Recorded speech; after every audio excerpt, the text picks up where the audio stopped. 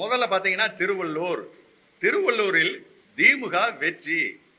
2ஆம் இடம் அதிமுக கூட்டணி, 3ஆம் இடம் பாஜக கூட்டணி, வாக்கு வித்தியாசம் 1 லட்சத்திற்கு மேல். வட சென்னை திமுக வெற்றி, 2ஆம் இடம் அதிமுக கூட்டணி, 3ஆம் இடம் பாஜக கூட்டணி, வாக்கு வித்தியாசம் 2 லட்சத்திற்கு மேல். மத்திய சென்னை திமுக கூட்டணி வெற்றி, 2ஆம் இடம் அதிமுக கூட்டணி, 3ஆம் இடம் பாஜக கூட்டணி. இந்த மத்திய சென்னையில ஒரு சின்ன கிளாரிபிகேஷன் சொல்லிடுறேன். 2ஆம் இடத்திற்கு இப்ப ஏன்னா நான் இது எடுத்து கொஞ்ச நாள் ஆயிடுச்சு இல்லையா, இது டஃபா இருக்குன்னு ஒரு கணிப்பு. ஆனா கொடுத்தது இப்படி கொடுத்துருக்கேன். மத்திய சென்னையில டஃப், 2ஆம் இடம் யாருங்கிற ஒரு டஃப் நடந்துகிட்டு இருக்கு. ஏன்னா ஆனாலும் வாக்கு வித்தியாசம் 1 லட்சம் 1.5 லட்சத்துல ஜெயிக்கிறவர் உறுதி. 2ஆம் இடத்திற்கு ஒரு டஃப் நடக்குது மத்திய சென்னையில. தென் சென்னை திமுக வெற்றி, 2ஆம் இடம் பாஜக கூட்டணி, 3ஆம் இடம் அதிமுக கூட்டணி, வாக்கு வித்தியாசம் 1 லட்சத்திற்கு மேல். என ஸ்ரீபெரும்பூர் திமுக வெற்றி, 2ஆம் இடம் அதிமுக கூட்டணி, 3ஆம் இடம் பாஜக கூட்டணி, வாக்கு வித்தியாசம் 1 லட்சம் மேல் தான். நான் 1 லட்சம் மேல் சொல்றேன்னா அது 1.5 ஆக்கலாம், 2 கூட போகலாம், மினிமத்தை சொல்லிடுவேன். காஞ்சிபுரம் கடும் போட்டி, சம வாய்ப்பு, திமுக அதிமுக 2 கட்சிகளுக்குமான சம வாய்ப்பு. 3ஆம் இடம் தான் பாஜக. இதுல சிறிய எட்ஜ், இப்ப திமுகவுக்கு சின்ன எட்ஜ் இருக்குங்க. அது சிறுசா மாறினாலும் அதிமுக கூட்டணி காஞ்சிபுரத்தை வென்றுவிடும். சம போட்டியில் இருக்குது காஞ்சிபுரம். வாக்கு வித்தியாசம் குறைவாகத்தான் இருக்கும். ஏன்னா கடும் போட்டிக்கிறப்ப வாக்கு வித்தியாசம் குறைவாகத்தான் இருக்கும். ஆரணி அதுவும் கடும் போட்டி, திமுக எட்ஜில் வெற்றி வருது. 2ஆம் இடம் அதிமுக கூட்டணி, 3ஆம் இடம் பாஜக, குறைந்த வாக்கு வித்தியாசம் தான். அந்த ஆரணியும் குறைந்த வாக்கு வித்தியாசம். ஏன்னா அரக்கோணம் திமுக வெற்றி, 2ஆம் இடம் அதிமுக கூட்டணி, 3ஆம் இடம் பாஜக கூட்டணி, வாக்கு வித்தியாசம் 75,000க்கு மேல். திருவண்ணாமலை திமுக வெற்றி, 2ஆம் இடம் அதிமுக கூட்டணி, 3ஆம் இடம் பாஜக கூட்டணி, வாக்கு வித்தியாசம் 1 லட்சத்திற்கு மேல். கள்ளக்குறிச்சி கடும் போட்டி, திமுகவுக்கு சின்ன எட்ஜ் இருக்கு, இருந்தாலும் அதை உறுதிப்படுத்த இயலவில்லை. ஏன்னா ஒன்று திமுக ஒரு சின்ன எட்ஜில் வரலாம், இல்லைன்னா வாய்ப்பு மாறி அதிமுக கூட்டணியும் வந்துவிடலாம். இது கள்ளக்குறிச்சியின் நிலை. ஏன்னா குறைந்த வாக்கு வித்தியாசம் தான் அங்க நிலவும். விழுப்புரம் திமுக வெற்றி, 2ஆம் இடம் அதிமுக கூட்டணி, 3ஆம் இடம் பாஜக கூட்டணி, வாக்கு வித்தியாசம் இங்க கொஞ்சம் டஃப் இருக்கிறதுனால 50,000க்கு மேலதான் இங்க கிடைக்கும். கடலூர் திமுக வெற்றி, குறைந்த வாக்கினில். பெரிய வெற்றியே கடலூர்ல எட்டாது வழக்கம் போல. இந்த விட குறைந்த வாக்குல தான் ஜெயிக்கும். கொஞ்சம் மாறினாலும் அதிமுக வெல்லக்கூடிய வாய்ப்பும் வந்துடும். ஆனா இப்பைக்கு திமுக கூட்டணி தான் வெற்றின்னு வருது. கடைசி கட்ட களம் அவ்வாறாக போய்கொண்டிருக்கு. குறைந்த வாக்கு வித்தியாசம் தான் கடலூர்லயும் கிடைக்கும். வேலூர்ல கடுமையான மும்முனை போட்டி, எல்லாமே நெக் டு நெக் இருக்காங்க. 34, 32, 30 எல்லாம் நெக் டு நெக்ல நிக்கிறாங்க. மும்முனை போட்டி, கடுமையான மும்முனை போட்டி. அதுல வாய்ப்பு, அந்த மும்முனை போட்டு கடுமையிலையும் ஒரு சின்ன கணிப்பை கணிக்கலாம். ஆனா வாய்ப்பு எப்படியும் மாறலாம். ஏன்னா சிறிய எட்ஜ் ஃபர்ஸ்ட்னா திமுக, செகண்ட் எட்ஜ் அதிமுக, 3வது எட்ஜ் பாஜக. அப்படித்தான் அந்த சீரியல் வருது. மும்முனை போட்டி கடுமையாக இருந்தாலும் அப்படித்தான் வருகிறது. ஆக யாரு ஜெயிச்சாலும் வேலூரில் குறைந்த வாக்கு வித்தியாசம் தான். ஏன்னா அது மட்டுமல்ல, 2ஆம் இடம் 3ஆம் இடத்திற்கும் குறைந்த வாக்கு வித்தியாசம் தான் காணப்படும். கிருஷ்ணகிரி கடுமையான போட்டி, சம வாய்ப்பு, திமுக அதிமுக 2க்குமே சம வாய்ப்பு. கிருஷ்ணகிரி தொகுதி 3வது இடம் பாஜக, குறைந்த வாக்கு வித்தியாசம் தான். கிருஷ்ணகிரி கடும் போட்டி, கிருஷ்ணகிரி தான் சொல்லிட்டேன், சம வாய்ப்பு. தர்மபுரி திமுக வெற்றி. எனக்கு கடைசியா கிடைச்சா, அதை நீங்க பர்டிகுலரா எந்த தொகுதி கேள்வியில கேட்டாலும் விளக்கி சொல்றேன். ஒவ்வொரு தொகுதியும் கடைசியா அந்த 10 நாளைக்கு முன்னாடி, அந்த அன்னைக்கு அன்புமணி அன்னைக்கு மீட்டிங் வந்திருக்காரு. மறுநாள் காலையில எடுக்கிறப்பையும் எனக்கு பாமக 3ஆம் இடம் தான் வருது. நான் வர்றதானே இது பண்ண முடியும். அதுக்கு முன்னாடி நான் 3 ரவுண்ட் எடுத்து அது 4வது ரவுண்ட் எடுக்கிறேன். ஒரு வருஷத்துல 4வது ரவுண்ட் அது 10 நாளைக்கு முன்னாடி. ஆனாலும் களப்பணி தீவிரமடைவதால் ஒருவேளை சௌமியா அன்புமணி அவர்கள் 2ஆம் இடம் பெரும் வாய்ப்பு வரலாம். ஆனால் வெற்றி என்பது திமுக உறுதி தர்மபுரியில். அடுத்து சேலமும் கடும் போட்டி தான். சிறிய எட்ஜில் திமுக நிக்குது, வாய்ப்பு மாறி அதிமுகவுக்கும் சென்று விடலாம். கடும் போட்டியில சேலம் நிற்கிறது. வாக்கு வித்தியாசம் குறைவாகவே அங்கும் இருக்கும். அடுத்தது நாமக்கல்லிலும் கடும் போட்டி, சம வாய்ப்பு தான். திமுக அதிமுக இருவருக்கும் சம வாய்ப்பு தான், குறைந்த வாக்கு வித்தியாசம் தான். ஈரோடு அங்கும் அதே நிலை. அந்த கொங்கு மண்டலம் வடமேற்கு அப்படியே வருது. கடும் போட்டி, சம வாய்ப்பு திமுக அதிமுக. 3வது இடம் பாஜக, குறைந்த வாக்கு வித்தியாசம் தான் ஈரோடும். நீலகிரியும் அதுபோல் ஒரு கடும் போட்டி. ஆனாலும் சிறிய எட்ஜ் எடுத்து வெற்றியை நோக்கி செல்வது திமுக.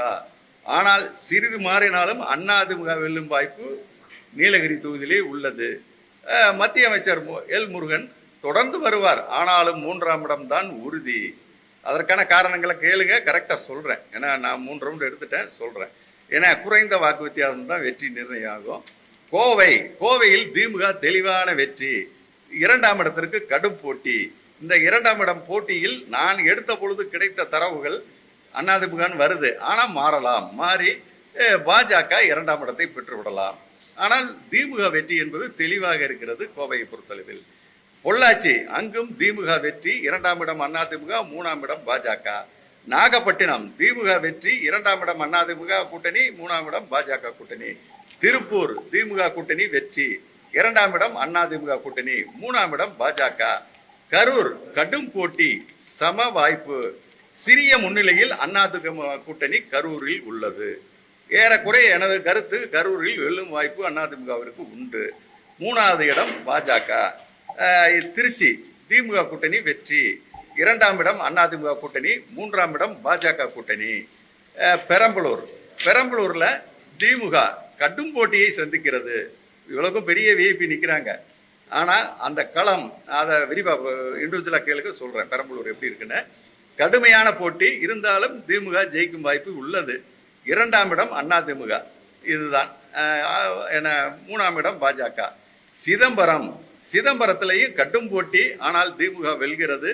வாக்கு வித்தியாசம் எதிர்பார்க்கும் அளவு கூட்டணிக்குரிய வாக்குகள் வரவில்லை. ஆனாலும் வெற்றி பெறுகிறார்கள். கொஞ்சம் அந்த வர வேண்டிய அளவு மார்ஜின் வராம குறைந்த வாக்குகள்ல வெற்றி பெறுவார்கள் திமுக கூட்டணி. ஏன்னா மயிலாடுதுறை திமுக வெற்றி. 2ஆம் இடம் அதிமுக, 3ஆம் இடம் பாஜக. வாக்கு வித்தியாசம் 75,000 மேல். தஞ்சாவூர் திமுக வெற்றி. 2ஆம் இடம் அதிமுக கூட்டணி, 3ஆம் இடம் பாஜக கூட்டணி. வாக்கு வித்தியாசம் அதே 70,000 மேல்.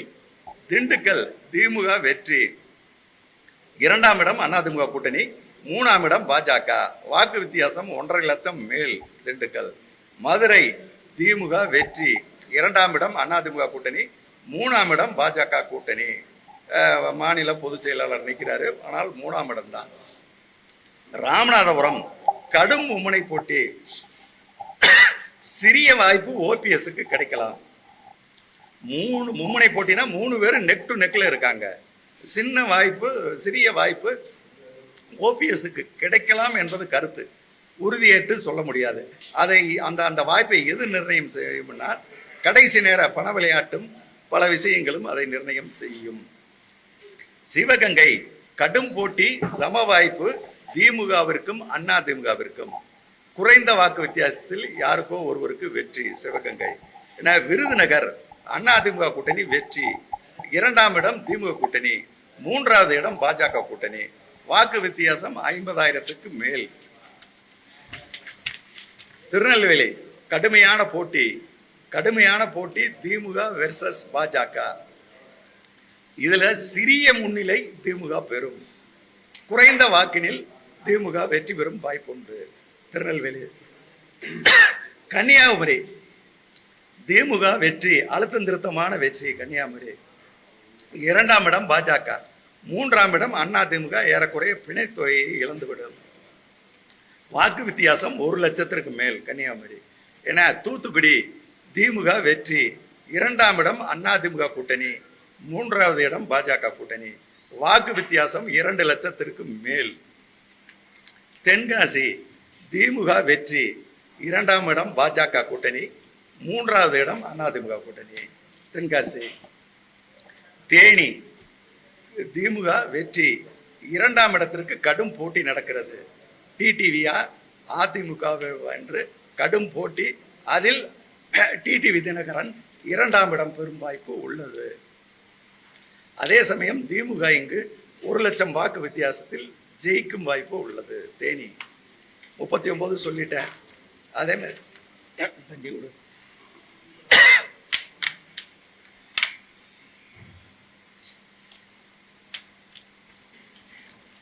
இந்த கூட்டணி ரீதியாக கட்சிகள் அணிகள் பெறக்கூடிய வாக்கு சதவீதத்தை சொல்லிடுறேன்.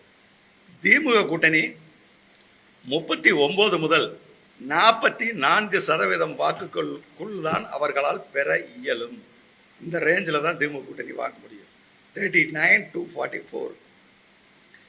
அதிமுக கூட்டணி 30% முதல் 35% இந்த தடவை வாங்கும் வாய்ப்பு உண்டு. ஏன்னா பாஜக கூட்டணி 16% முதல் 21% வரை வாங்கும் வாய்ப்பு உண்டு. நாம் தமிழர் 6 முதல் 9% வாக்குகளை பெறும் வாய்ப்பு உள்ளது. இதுதான் 4 அணிக்கான. 3 அணி அவர் தனியாக நிற்கிறார். தனியாக நின்னாலும் 6 to 9 வரைக்கும் செல்லக்கூடிய வாய்ப்பு இருக்கிறது. வெற்றிகளுக்கான இது பார்த்தீங்கன்னா தொகுதி வெற்றி பார்த்தீங்கன்னா டோட்டலாக பாஜக 0விலேயே நிற்கலாம், 2 தொகுதியும் வெல்லலாம். அப்போ பாசிபிலிட்டி 0 to 2. அதிமுக கூட்டணி 2 தொகுதிகள் உறுதியாக வெல்லும். ஆனால் 7 தொகுதி வரை வெல்ல வாய்ப்பு உள்ளது. அப்போ அதனுடைய வாய்ப்பை எப்படி சொல்லலாம்னா 2 to 7. இதுதான் அதிமுக. மூன்றாவதாக திமுக கூட்டணி குறைந்தபட்சம் 30 தொகுதியில் வெல்லும், அதிகபட்சமாக 37 தொகுதிகளும் வெல்லும். அது ஒருவேளை இழந்தால் 2 தொகுதிகளை இழக்கலாம். ஏன்னா நான் பாண்டிச்சேரி எப்பயும் எடுத்ததில்லை, இப்பவும் எடுக்கலாம். வெற்றி யாருன்னு மட்டும் நான் சொல்லிடுறேன்.